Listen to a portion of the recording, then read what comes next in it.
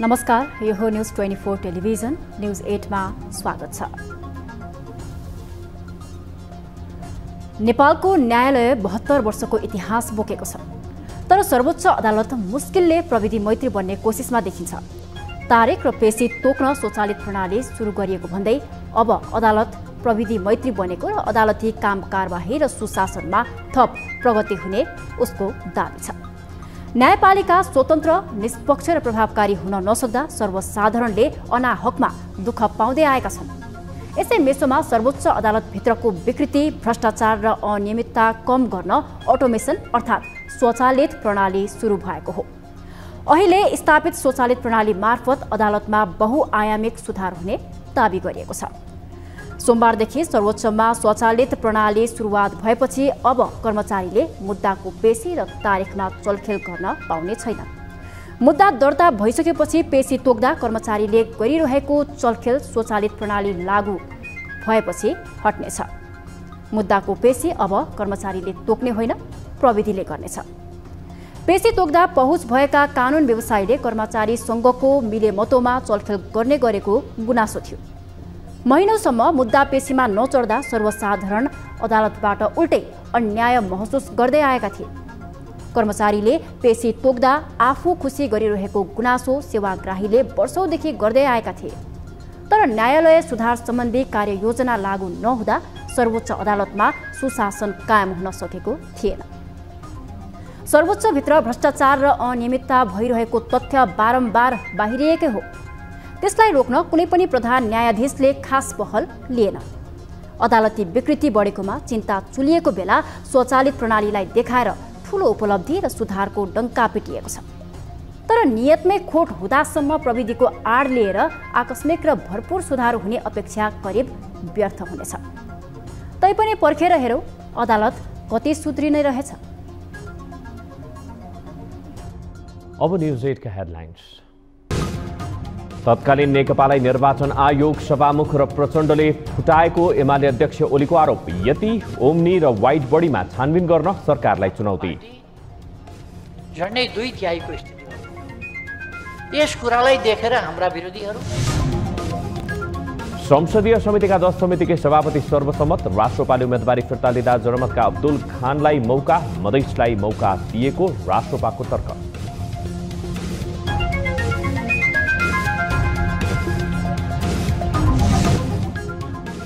पवित्र 4 धाम मध्येको एक छाया नाथमा तीर्थालुको भिड। मनोकांक्षा पूरा हुने विश्वासका कारण स्वदेश तथा विदेशबाट आउने क्रम जारी। जनै पूर्णिमाको 5 दिनसम्म पाठ पूजा हुँदै। र सहकारी ठगीको सबैभन्दा ठूलो मानिएको शिव शिखरका सञ्चालक सहित 19 जना विरुद्ध मुद्दा दायर। 78 करोड बिगो दाबी, 90 करोड ऋणमा 90 लाख घुस दिएको खुलासा।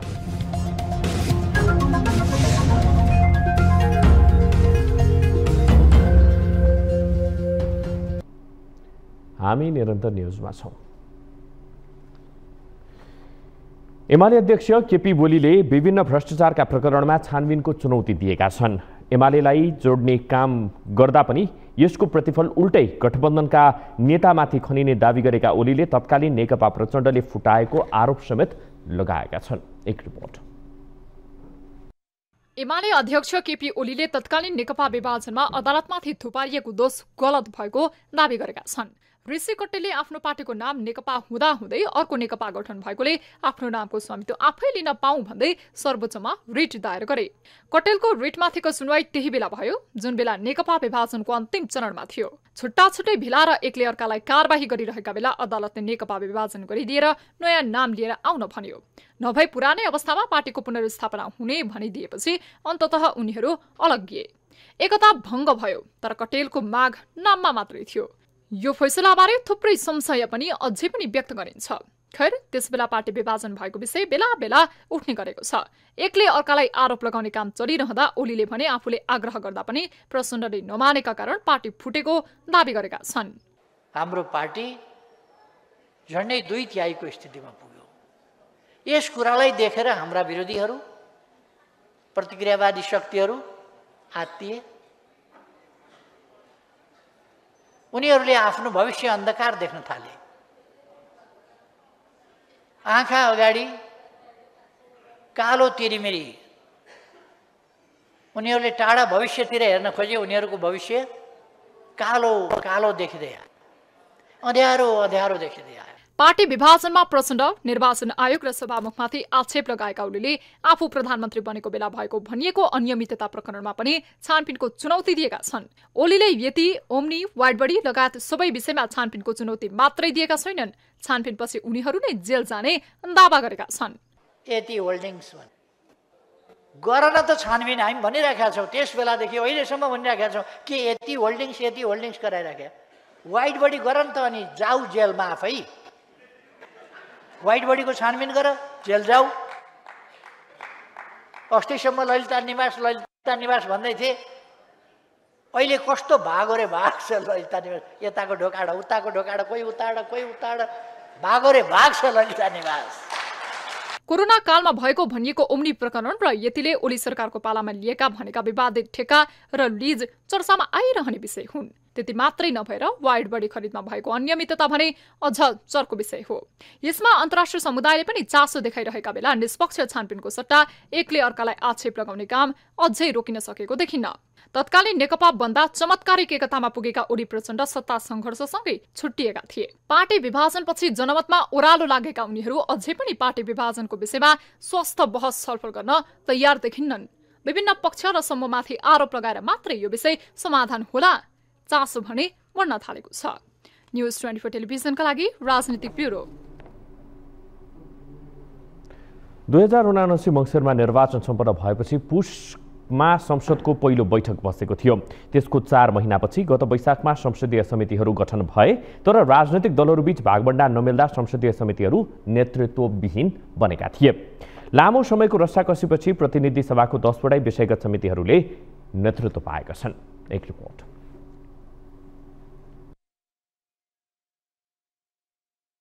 प्रतिनिधि सभाको नियमित कार्यमा सहयोग पुर्याउन तथा सरकारको काममा निगरानी राख्न भन्दै प्रतिनिधि सभामा 10 वटा विषयगत समिति र संघीय संसदको 2 संयुक्त समिति गठन गरिँदै आएको छ। ती विषयगत समिति सभापतिहरूलाई राज्य मन्त्री सरहको सेवा सुविधा हुने भए पनि प्रमुख प्रतिपक्षी दललाई समेट्ने प्रचलन रहँदै आएको छ। संसदीय समितिहरू सरकारको वाचडगकै रूपमा रहने सार्वजनिक लेखा समितिको नेतृत्व विपक्षी दललाई दिने गरिएको छ। सोही अनुसार नै सत्ता गठबन्धन दलहरू र प्रमुख विपक्षी दलबीच केही समय अघि नै सहमति गरी समितिको भागबण्डा भयो। संसदमा प्रतिनिधित्व गर्ने दलका हैसियतमा भागबण्डा गरिए पनि संसदको चौथो र 5औं ठूलो दललाई कुनै पनि समिति सभापतिको भाग मिलेन। तर अन्तिम समयमा राष्ट्रिय प्रजातन्त्र पार्टी राप्रपालाई भने सत्ता गठबन्धनले साथ दियो।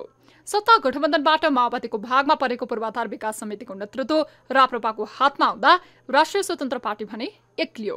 त्यसैले मूलधारका पार्टीहरूलाई चुनौती दिन भन्दै समितिमा च्याखे थापियो, तर हातलागी शून्य हुने भएपछि उम्मेदवारी फिर्ता लिएर प्रतिस्पर्धाबाट पछि हटियो। उद्योग तथा वाणिज्य र श्रम तथा उपभोक्ता हित समितिमा उम्मेदवारी दिएका रासपाका सांसद गणेश पराजुलीले भने मधेसलाई सम्मान गर्नका लागि आफूले उम्मेदवारी फिर्ता लिएको बताएका छन्। जनमतका उम्मेदवार अब्दुल खानजीलाई समर्थन गरिएको छ। उहाँको पार्टीका सभापतिको शालीनता, उहाँहरूले भूमिका खेल्नु भएको र हाम्रो उम्मेदवारी, हाम्रो प्रतिस्पर्धा, निर्वाचनमा प्रतिस्पर्धा भनेको जनमतसँग छँदै थिएन र विशेष गरी उहाँको उम्मेदवारसँग हुँदै होइन। हाम्रो प्रतिस्पर्धा भनेको निर्वाचनमा हाम्रो उपस्थिति भनेको त सत्ता पक्ष र गठबन्धनले खेलेका भूमिका प्रति थियो। कुन समितिमा कसको नेतृत्व?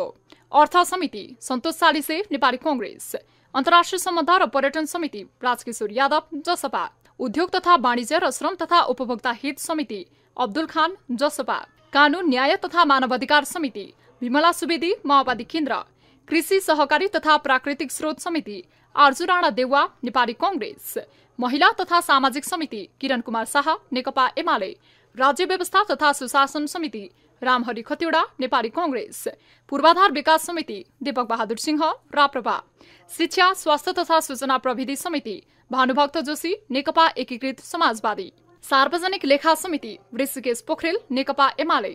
प्रतिनिधि सभाको नियमित कार्यमा सहयोग पुर्याउन भन्दै विषयगत समितिहरू नेतृत्वविहीन हुँदा महत्वपूर्ण सरोकारका विषयहरू पनि ओझेलमा पर्दै आएका छन्। त्यसैले अब राज्यबाट सेवा सुविधा मात्रै लिने होइन कि हरेक समितिहरू जिम्मेवार ढंगले देश र जनताको पक्षमा काम गर्न जरुरी छ। न्युज 24 टेलिभिजनका लागि राजनीतिक ब्युरो।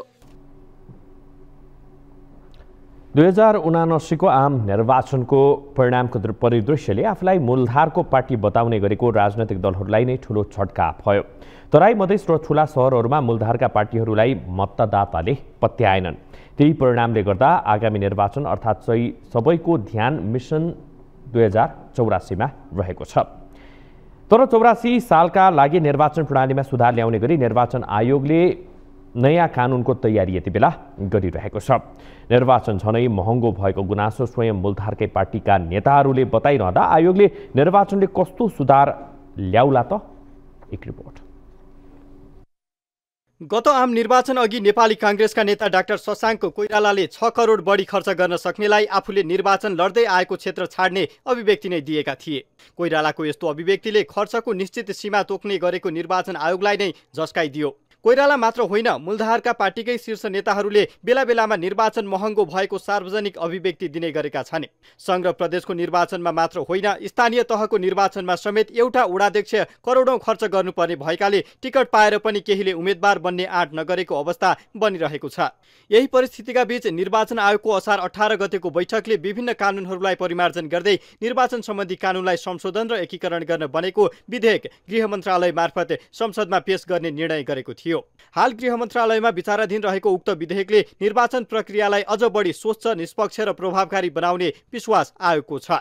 के छन् त निर्वाचन आयोगको प्रस्तावित विधेयकका मुख्य व्यवस्थाहरू? मतदाता नामावली सङ्कलन तथा अद्यावधिक गर्ने कार्य निर्वाचन कार्यालय वा सम्बन्धित स्थानीय तहबाट नियमित रूपमा गरिने। विदेशमा रहेका नागरिकको मतदाता नामावली तयार गर्नका लागि विवरण सङ्कलन गर्ने। निर्वाचित प्रतिनिधिहरूको कार्यकाल सम्बन्धी विवाद समाधान गर्न निर्वाचन हुने दिन, मतदानको समय र निर्वाचन प्रचार प्रसारको अवधि विधेयकमै उल्लेख गर्ने। मतदान सुरु हुनुभन्दा 24 घण्टा अघिदेखि मात्र मौन अवधि सुरु हुने र मतदान सम्पन्न नहुँदासम्म लागू हुने। मौन अवधिमा गर्न पाइने र नपाइने व्यवस्था विधेयकमै उल्लेख गरिने। कुनै एक तहको निर्वाचनमा पराजित भएको व्यक्ति सोही निर्वाचन तह वा क्षेत्रको उपनिर्वाचन बाहेक एक कार्यकाल पूरा नहुँदासम्म कुनै पनि तहको निर्वाचनमा उम्मेद्वार हुन नपाउने। प्रतिनिधि सभा वा प्रदेश सभा सदस्यमा समानुपातिक तर्फबाट 2 पटक मात्र निर्वाचित हुन पाउने। तेस्रो पटक सोही प्रणालीबाट उम्मेद्वार बन्नै नपाउने। स्थानीय तह निर्वाचन अन्तर्गत कुनै पनि ओडामा दलित महिला सदस्य उम्मेद्वारको मनोनयन दर्ता नभई पद रिक्त रहने अवस्था आएमा सो पदमा अल्पसंख्यक महिला उम्मेद्वार बन्न पाउने। कुनै पनि राजनीतिक दलले तोकिएको भन्दा बढी व्यक्तिलाई टिकट दिएर उम्मेदवारी दर्ता गराएमा उक्त दलको तर्फबाट पर्न आएको सबै उम्मेदवारी रद्द हुने। स्थानीय निर्वाचनका लागि प्रमुख, उपप्रमुख, वडा अध्यक्ष र वडा सदस्यका लागि छुट्टा छुट्टै मतपत्रको व्यवस्था गरिने। स्थानीय निर्वाचनका लागि प्रमुख र उपप्रमुख तथा वडा अध्यक्ष र वडा सदस्यका लागि छुट्टा छुट्टै मतपत्रको व्यवस्था गरिने। मतदान स्थलमै आवश्यक प्रबन्ध गरी मतगणना गर्न सकिने।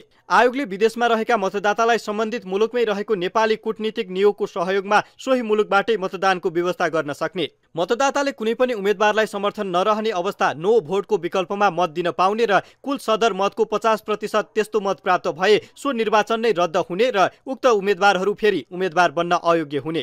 निर्वाचन आयोगले निर्वाचन प्रणाली नै सुधार गर्ने भन्दै कानुन संशोधनको प्रक्रिया अघि बढाए पनि महँगो निर्वाचन प्रणालीलाई रोक्ने खालको प्रस्ताव भने विधेयकमा छैन।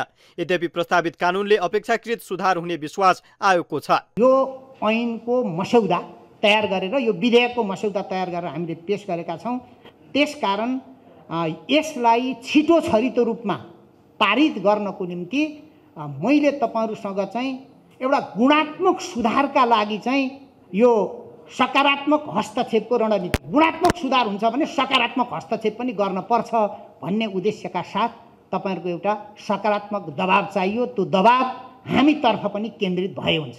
प्रस्तावित विधेयक मार्फत कस्ता व्यक्ति उम्मेद्वार बन्न पाउँदैनन्? संवैधानिक निकायमा भ्रष्टाचार सम्बन्धी मुद्दा दर्ता भएको वा अदालतमा मुद्दा विचाराधीन रहेको व्यक्ति, कुनै पनि फौजदारी कसुरमा कसुरदार ठहर भएका व्यक्ति, कानुन बमोजिम कालो सूचीमा रहेका कुनै पनि कम्पनी वा संस्थाका सञ्चालक, पदाधिकारी वा कुनै पनि कार्यकारी पदमा बहाल रहेका व्यक्ति, अन्तिम लेखा परीक्षणबाट रकम असुल गर्नुपर्ने गरी व्यक्तिगत बेरुजु कायम रहेको व्यक्ति, प्रचलित कानुन बमोजिम भुक्तानी गर्नुपर्ने कर भुक्तानी नगरेको व्यक्ति, स्थानीय तहको हकमा कुनै पनि ठेक्का लिएर काम पूरा नगरेको व्यक्ति। निर्वाचन आयोगले प्रस्ताव गरेको मस्यौदामा तमाम प्रावधान विद्यमान रहे पनि यो विधेयक संसदबाट पारित हुनेमा भने सरकारी अधिकारीहरूले नै आशंका गरिरहेका छन्। हाम्रो मुलुक यस्तो मुलुकको हामीले चाहिँ इथिकल मोरल भ्यालु भन्ने कुरो हामीले सुन्दाखेरि कहाँ लेखा छ एथिक्स भन्ने कुरो सोधेपछि हामीसँग निरुत्तरित हुनुपर्ने जवाब हुन भएको हुनाले हामीले यसमा कानुनी व्यवस्था गर्न बाध्य भएका छौँ। उदाहरण लागि भन्नुहोस्, अनि प्रमुख निर्वाचन आयोगले भने चाहिँ एउटै कुनै निर्वाचनमा पराजित उम्मेदवारले त्यही पदमा भोलि 5 वर्ष हुने निर्वाचनको लागि उम्मेदवारी गरेर बस्नुपर्ने कतिपय मुलुकमा त एकपल्ट परेर भइसकेपछि उम्मेदवारी गरे हुन्छ। यसअघि पनि निर्वाचनका सम्बन्धमा प्रशस्त संवैधानिक तथा कानुनी प्रावधानहरू विद्यमान छन्, तर राजनीतिक दल तथा उम्मेद्वारहरूले नै त्यसलाई अटेरी गर्दै आएका छन्। अझ निर्वाचन आयोगले विभिन्न प्रावधान सहित निर्वाचनमा कडाई गर्ने गरी कानुन अघि सारिरहेकै बेला सरकारले देशैभरका निर्वाचन कार्यालय नै खारेज गर्ने तयारी गरेको थियो। तर संविधानकै खिलाफमा जाने निर्णय स्वीकार्य नहुने भन्दै निर्वाचन आयोगले प्रतिवादमा उत्रिएपछि आफ्नो निर्णयबाट सरकार पछि हटेको थियो। न्युज 24 टेलिभिजनका लागि क्यामेरामा प्रभात थापाका साथमा टिभी जर्नलिस्ट सुजन चालिसे, काठमाडौँ। चारधाम केदारनाथ, बद्रीनाथ, चन्दननाथ र छायानाथ मध्ये मुगुको विकट क्षेत्रमा पर्ने छायानाथ धाममा जनै पूर्णिमाको मिति नजिकै गर्दा तीर्थालुहरूको भिड लाग्दैछ। सकारात्मक सोचका साथ चाहेका काम पूरा हुने तथा घर परिवारमा शान्ति मिल्ने लगायत विश्वासले हिन्दू धर्मावलम्बीहरूले यहाँ दर्शन गर्ने गर्दछन्। एक रिपोर्ट। मुगुको मुगुम कार्मारोङ गाउँपालिकाको वडा नम्बर 1 डोल्फुमा रहेको छायानाथ धाममा तीर्थालुहरूको भिड लागेको छ। समुद्री सतहदेखि 5200 मिटरको उचाइमा रहेको हिमालको खोजमा अवस्थित छाया क्षेत्रमा स्वदेशी तथा छिमेकी राष्ट्र भारतबाट समेत गरी हजारौं तीर्थालुहरू कुलदेवताको शुद्धि, नयाँ धामी, झाँक्री अवतार गर्न आफूले चाहेको वर माग्न पुग्ने गरेका छन्। यस क्षेत्रमा सती देवीको एक अङ्ग पतन भएको र सोही अङ्ग पतन भएको क्षेत्रमा भगवान शिवले सतीको मायाले यही निवास गरेकाले यहाँ प्रेमपूर्वक गरिएका काममा पूर्ति हुन्छन् भन्ने किंवदन्ती छ। कनका सुन्दरी गाउँपालिका वडा नम्बर 3 हाम्रो ओखरपाटा, हामी ओखरपाटाबाट सबै 120 जना एउटा छायानाथ ठाकुरजीको चाहिँ मनोकामना इच्छा पुरा हुन्छ भनेर हामी हाम्रो गाउँको देवी देवता सबै लिएर हामी छायानाथ कैलालीबाट हजुर यो सुदूरपश्चिम अञ्चलबाट आएको प्रदेशबाट आएको यहाँ मुगु जिल्लाको छायानाथ ठाकुरज्यूको दर्शन गर्न आए हेर्नुहोस्। दर्शन गर्न आउँदाखेरि यहाँ सबै ठाकुरज्यू सफल भयो होला जस्तो लागेको छ। छायानाथ जाने अनि जलजवाला गर्ने होइन, देवता नुहाउने अनि आफू पनि नुहाउने र केही खत मामला खडीखता अनि देवता गुप्त भएको देवता केही प्रसन्न हुन्छन् कि भनेर अनि त्यसकारण आयो। जनै पूर्णिमामा छायानाथमा 5 दिनसम्म पूजापाठ, होम व्रत हुने गर्छ भने त्यस होम स्थलमा वर माग्न तीर्थालुको ओइरो लाग्ने गर्दछ। यसको विशेषता चाहिँ अब पूर्वजले गरिआएको चलन है। छायानाथमा आएर नुहायो अनि तपाईको होम गर्यो भने आफ्नो पितृलाई अनि आफ्नो देवी देवतालाई चाहिँ मनमा शान्त हुन्छ रे, देवी देवताहरूले पाउँछन् रे है। हिन्दू, बौद्ध तथा ओमकार परिवारको प्रमुख तथा साझा आस्थाको केन्द्र रहेको छायानाथ धामको उचित प्रचार प्रसार र भौतिक विकास राज्यका निकायबाट हुन सकेको देखिँदैन। न्युज 24 टेलिभिजनका लागि मुगुबाट टिभी जर्नलिस्ट दान बहादुर बुढाको रिपोर्ट। हामी निरन्तर न्युजमा छौं। सहकारी ठगीमा अहिलेसम्मकै ठूलो मानिएको शिव शिखर बहुउद्देश्य सहकारीका सञ्चालक सहितका 19 जना विरुद्ध मुद्दा दायर गरिएको छ। नेपाल प्रहरीको केन्द्रीय अनुसन्धान ब्युरो CIBले गरेको अनुसन्धानको प्रतिवेदनका आधारमा जिल्ला सहकारी वकिलको कार्यालयले काठमाडौँ जिल्ला अदालतमा संगठित ठगीको मुद्दा दायर गरेको हो। अनुसन्धानमा रहेका अध्यक्ष केदारनाथ शर्माले CIBलाई बयान दिने क्रममा 90 करोड ऋण दिँदा 90 लाख घुस दिएको बताएका छन्। एक रिपोर्ट।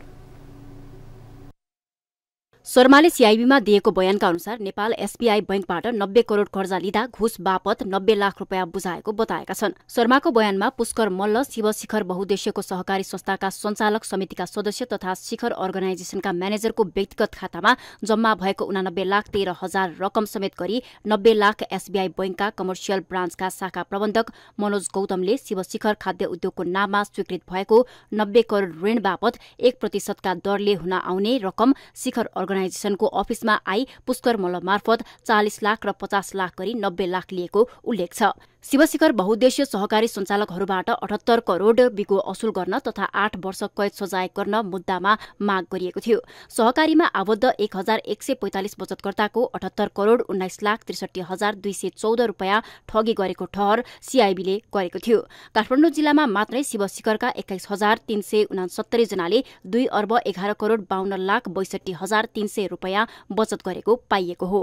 साबिको शिखरदीप बहुद्देश्य सहकारी संस्था सानोठिमी 15 भक्तपुर को नाममा रहेको बा 89 प 1294 नम्बरको स्कुटर एक थान अनावश्यक कार्यवाहीको लागि कसुरजन्य सम्पत्ति व्यवस्थापन विभाग पठाइएको छ।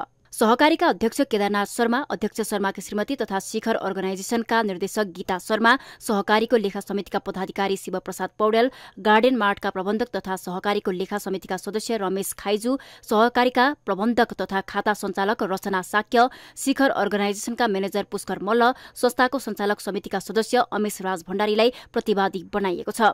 सहकारी ठगीको मुद्दामा प्रतिवादी रहेका गीता, पुष्कर र अमेश भने यसअघि नै अर्को सहकारी ठगी प्रकरणमा पक्राउ परे केन्द्रीय कारागार सुन्धारामा छन्।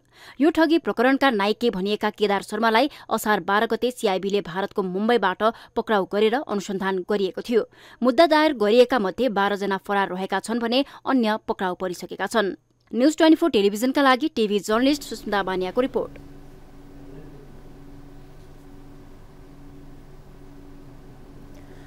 नाडा अटो सो 2023 यही भदौ 26 देखि 31 गतेसम्म आयोजना हुने भएको छ। नाडाले सोमबार पत्रकार सम्मेलन गरेर सोको आधिकारिक रूपमा घोषणा गरेको हो। झण्डै एक सातासम्म चल्ने अटो सोको अनुमानित लागत 20 अर्ब रहेको छ।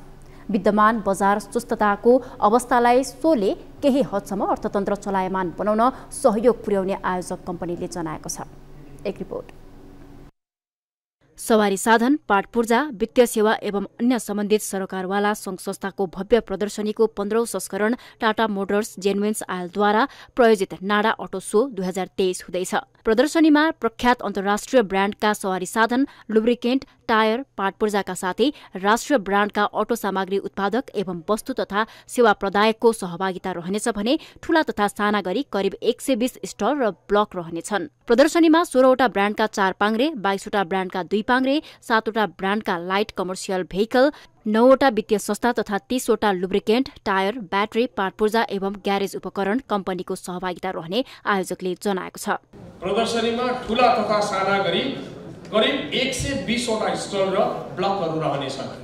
उक्त प्रदर्शनीमा प्रख्यात अन्तर्राष्ट्रिय ब्रान्डका सवारी साधन, लुब्रिकेन्ट्स, टायर्स, पाट पूर्जा साथै राष्ट्रिय ब्रान्डका अटो सामग्री उत्पादन एवं वस्तु तथा सेवा प्रदायक कम्पनीहरूको पनि सहभागिता रहनेछ। एक्सपोलाई व्यवस्थित बनाउन, प्रदर्शनी स्थलमा भिडभाड कम गर्न एवं आगन्तुकको भ्रमणलाई सहज बनाउन सोमबारदेखि नै खल्ती एप मार्फत अनलाइन टिकट खरिद गर्न सकिने व्यवस्था मिलाइएको छ। भदौ 25 सम्मको अग्रिम अनलाइन टिकट खरिदमा खल्तीले 20% क्यासब्याक अफर दिएको छ। यस वर्षको थप आकर्षणमा कुजु नेपाल प्रणालीको प्रायोजनमा नाडाले याडिया ES प्रो इलेक्ट्रिक स्कुटर टिकटको लकी ड्र गरी भाग्यशाली 1 जना आगन्तुकलाई उपहार दिने व्यवस्था समेत गरेको छ। 6 दिन चल्ने नाडा अटो सोको लगभग 75,000 आगन्तुकले अवलोकन गर्ने विश्वास आयोजकको छ। देशको वर्तमान परिस्थितिका कारण, राष्ट्र बैंकले लगाएका विभिन्न प्रतिबन्धहरूका कारण यो अवस्थामा हामी गुज्रिनु परेको छ। झन्डै 1.5 वर्ष भयो। अहिले यहाँलाई थाहा छ, अब मिडियाकर्मी या साथीहरूले लेखिराख्नु भएकै छ। यो अहिलेको यो परिस्थितिमा झन्डै हजारौं गाडीहरू भन्सारमा थन्किएर बसेको छन्। काठमाडौँको भ्रिकुटी मण्डप प्रदर्शनी स्थलमा आयोजना हुने उक्त प्रदर्शनीको शीर्ष प्रायोजक टाटा मोटर्स जेन्युन आयल रहेको छ भने सहप्रायोजकमा शिखर इन्स्योरेन्स कम्पनी लिमिटेड रहेको छ। प्रदर्शनीको डोर प्राइजमा याडिया, टिकटिङ पार्टनरमा खल्ती, अफिसियल इन्टरनेट पार्टनरमा वर्ल्डलिङ्क, फायर सेफ्टी स्पोर्टमा हिटको प्राली एवं हस्पिटल पार्टनरमा फ्रन्टलाइन हस्पिटल जस्ता प्रतिष्ठित संस्थाहरू छन्। न्यूज 24 टेलिभिजनका लागि क्यामेरामा कान्छा डङ्गोलका साथमा टिभी जर्नलिस्ट सुस्मिता बानियाको रिपोर्ट। अमेरिकी उच्च अधिकारी र MCCका पदाधिकारीको नेपाल भ्रमणको प्रमुख एजेन्डा नै यसको कार्यान्वयनमा ध्यान दिने हुने गरेको छ। विवाद र तनावका बीच संसदबाट 12 बुँदे व्याख्यात्मक घोषणासहित पारित भएको MCC कार्यान्वयनको चरणमा आइपुगेको छ। चौतर्फी विरोध र घेराबन्दीका बीच संसदबाट पारित गरिएको MCC कार्यान्वयनमा आउने भएपछि फेरि विरोधका स्वरहरू मुखरित हुन थालेका छन्। एक रिपोर्ट। अमेरिकी सहयोग परियोजना एमसीसीका उपाध्यक्ष क्यामरून एल्फोर्ड नेपाल आउँदैछन्। काठमाडौँ स्थित अमेरिकी दूतावासका अनुसार नेपालसँगको एमसीसी सम्झौता कार्यान्वयनका लागि उनी नेपाल आउन लागेका हुन्। एमसीसी भदौ 13 गतेबाट कार्यान्वयनमा आउन लागेपछि यसको विरोध तीव्र बन्दै गएको छ। ऊर्जा र सडक पूर्वाधार विकासमा 500 मिलियन अमेरिकी अनुदान सहयोग परियोजना एमसीसी सम्झौता कार्यान्वयनमा जाँदैछ। सम्झौता अनुसार 5 वर्षमा परियोजना सक्ने गरी कार्यान्वयनमा जाने मिति भदौ 13 रहेको छ। यो अनुसार अब 2085 साल भदौ 13 भित्रमा उक्त परियोजना सक्नुपर्ने हुन्छ। एमसीसी कार्यान्वयनको मिति नजिकिएसँगै नेताहरूबीच आरोप प्रत्यारोपको श्रृङ्खला नै चल्न थालेको छ। तत्कालीन नेकपाको नाम विरुद्ध मुद्दा दायर गरी नेकपा नै फुटाइदिएका ऋषि कट्टेलले एमसीसी पास हुनुको मुख्य दोष नेकपा माओवादी केन्द्रका अध्यक्ष समेत रहेका प्रधानमन्त्री पुष्पकमल दाहाल प्रचण्डलाई दिएका छन्। त्यसैले एमसीसीमा प्रधानमन्त्री प्रचण्डले नै भूमिका खेलेको भन्दै उनलाई देश निकाला गर्नुपर्ने कट्टेलको भनाइ छ। कट्टेलले प्रचण्डलाई एमसीसी पारित गराउने प्रमुख पात्रको रूपमा व्याख्या गर्दा नेत्रविक्रम चन्द विप्लव नेतृत्वको नेकपा एमसीसी खारेजीको अभियान देशभर सञ्चालन गर्ने दावी गरिरहेको छ। विप्लवको पार्टीले पूर्वको झापादेखि पाल्पासम्म विरोध गरेको छ। संसदबाट एमसीसी पारित गरेका दलहरूसँग नै मोर्चाबन्दी गरेका विप्लवले एमसीसी खारेजीको विकल्प नभएको बताइरहेका छन्। एमसीसी विरुद्ध विप्लव समूहले देशव्यापी आन्दोलनकै घोषणा पनि गरेको छ। एमसीसी प्रतिको आक्रोशमा सत्तारूढ दल नेकपा एकीकृत समाजवादी पनि अग्रपंक्तिमा देखिन पुगेको छ। नेकपा यसका सम्मानित नेता तथा पूर्व प्रधानमन्त्री झलनाथ खनालले एमसीसीको विरोध गर्दा आफू चुनावमा पराजित हुनु परेको जिकिर गरे। यति बेला एमसीसीको बारेमा मात्रै कुराकानी गर्दाखेरि कहाँ आउँछ यो अमेरिकी सेना, खै अमेरिकी सेना आउने कहाँ छ, यहाँ कुन बुँदाले आउँछ आदि भनेर चाहिँ नि सांसद भएका मान्छेहरूले संसदमा समेत कुर्लिने काम गरे। हेर्नुहोस्, ती कुर्लिनीहरू अहिले पनि छँदैछन्। तर एसपीपी सम्झौता जब पढे तिनीहरूले, त्यसपछि तिनीहरूको मुख बन्द भयो। झलनाथले एमसीसीलाई आफ्नो चुनावी नतिजासँग जोडे पनि उनकै पार्टीका अध्यक्ष माधव नेपाल पनि व्याख्यात्मक घोषणाको अवस्था के हो भन्ने विषय प्रष्ट हुनुपर्ने उनको तर्क छ। संयुक्त राष्ट्रसङ्घको बडापत्रदेखि लिएर अनि हामीले असमान परराष्ट्र नीतिका सबै पक्षहरूको सन्दर्भमा पनि ध्यानमा राख्नुपर्ने कुरादेखि लिएर अनेक यस्ता क्षेत्रीय सन्धि सम्झौताहरूमा हामी आबद्ध, द्विपक्षीय सम्बन्धहरूमा आबद्ध भएका कुरालाई पनि ध्यानमा राखेर हामीले अगाडि बढ्नुपर्ने हुन्छ। उसो त एमसीसीको विवाद यी दल र नेताहरूबाट मात्र भएको देखिन्न। नेकपा माओवादी केन्द्रका सचिव समेत रहेका लीलामणि पोखरेलले समेत एमसीसीको सशक्त विरोध गर्नुपर्ने बताएका छन्। उनले एमसीसीमा विप्लवको विरोधमा आफ्नो ऐक्यबद्धता रहेको बताएका छन्। एमसीसी कार्यान्वयनको पाटोमा जाँदै गर्दा नेपालमा देखिएको विरोध र यसले दुई मुलुक बीचको सम्बन्धमा पार्ने दरारबारे भने गम्भीरतापूर्वक सोच्नुपर्ने बेला भएको छ। यद्यपि एमसीसीका विभिन्न बुदामा भने विवाद कायमै रहे पनि व्याख्यात्मक घोषणासहित पारित गरिएको थियो। न्युज 24 टेलिभिजनका लागि राजनीतिक ब्युरो। केही वर्षदेखि पर्वहरूमा गडबडी देखिँदै आएको छ। पञ्चाङ्ग निर्णायक समितिको लापरवाहीका कारण चाडपर्वहरू अन्धाधुन्ध मनाइन्छन्। तिथिमाथि पञ्चाङ्ग निर्णायक समितिको गलत निर्णयका कारण यो वर्षको गौरा पर्वमा समेत ठूलो विवाद भयो। पात्रो अनुसार पर्व मनाइने नेपाली समाजमा पञ्चाङ्ग निर्णायक समितिको अदूरदर्शी निर्णयका कारण यसपटक जनै पूर्णिमा र गाई जात्रा पनि फरक फरक मितिमा मनाइने भएको छ। एक रिपोर्ट। भनिन्छ 200 वर्षदेखि हिन्दू पात्रो मिलाउने काम गरिएको छैन। पात्रो मिलाएर अघि बढ्नुपर्ने ठाउँमा त्यसो नहुँदा धेरै तिथिहरू गडबड हुँदै आएका छन्। विक्रम सम्वत 2015 सालमा नेपाल र भारतले सरकारी स्तरबाट नै यसको सम्बोधनको प्रयास थाले पनि यो काम अघि बढ्न सकेन। यसको प्रभाव घडी पलाको आधारमा पर्वहरू निर्धारण हुँदा समस्या देखिएको जानकारहरू बताउँछन्। पहिले यस्तो विवाद, यस्तो चाहिँ कन्फ्युजनहरू चाहिँ थिएन।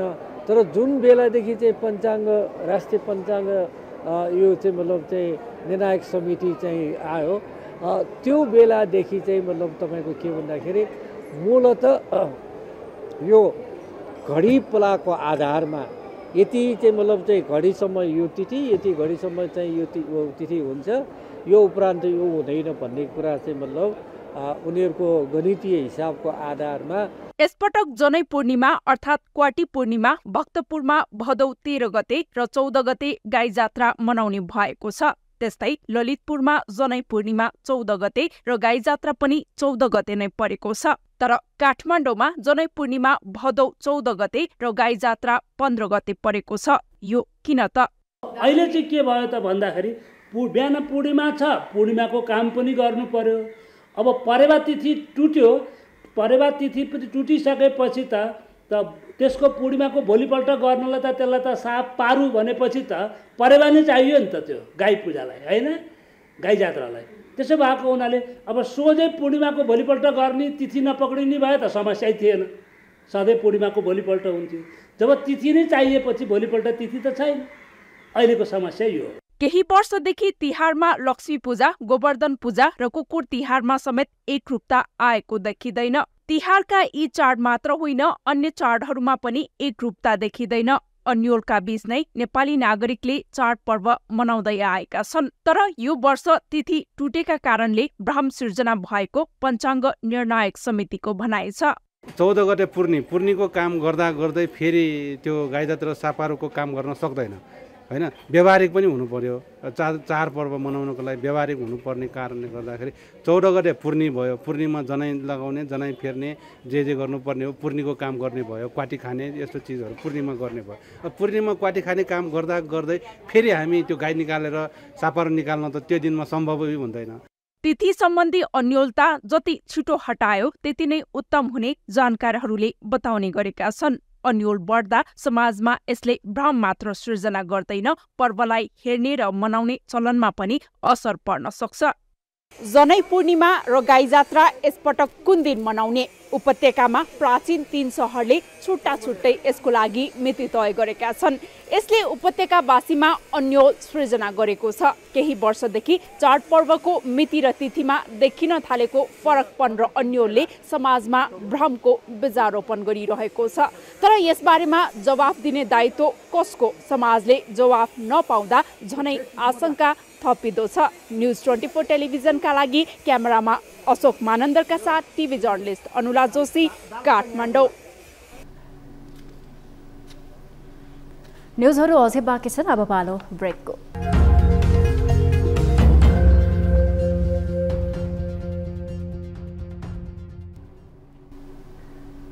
हामी निरन्तर न्युजमा छौँ। अब वेदर अपडेट।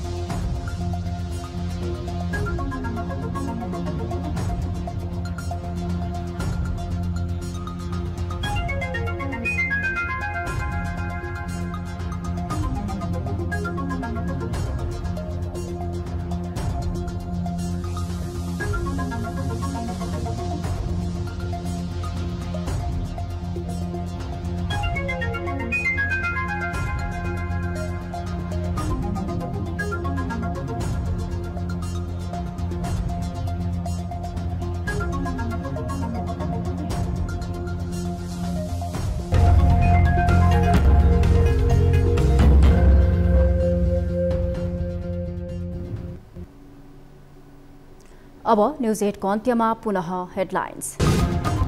तत्कालीन नेकपालाई निर्वाचन आयोग, सभामुख र प्रचण्डले फुटाएको एमाले अध्यक्ष ओलीको आरोप, यति ओम्नी र वाइड बढीमा छानबिन गर्न सरकारलाई चुनौती। झन्डै 2/3 को स्थिति। यस कुरालाई देखेर हाम्रा विरोधीहरू संसदीय समितिका 10 समितिकै सभापति सर्वसम्मत, रासोपाले उम्मेदवारी फिर्ता लिँदा जनमतका अब्दुल खानलाई मौका, मधेसलाई मौका दिएको रासोपाको तर्क।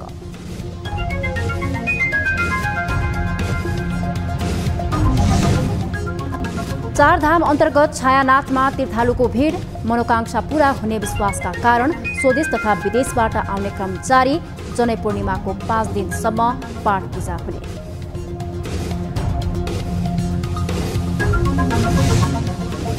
र सहकारी ठगीको सबैभन्दा ठूलो मानिएको शिव शिखरका सञ्चालक सहित 19 जना विरुद्ध मुद्दा दायर।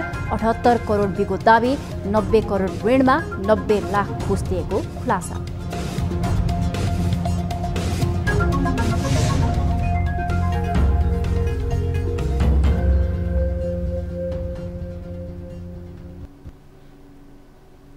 न्युज 8 अहिलेलाई यति नै। जाँदा जाँदै ताली र गालीका लागि हामीले सोधेको प्रश्न, सत्ता गठबन्धनका कारण अस्थिरता उत्पन्न भएको आरोप लगाइरहेको राप्रपाले प्रतिनिधि सभाको एउटा समितिमा सभापति पाउने बित्तिकै कोसीमा गठबन्धनलाई समर्थन गर्ने भएको छ।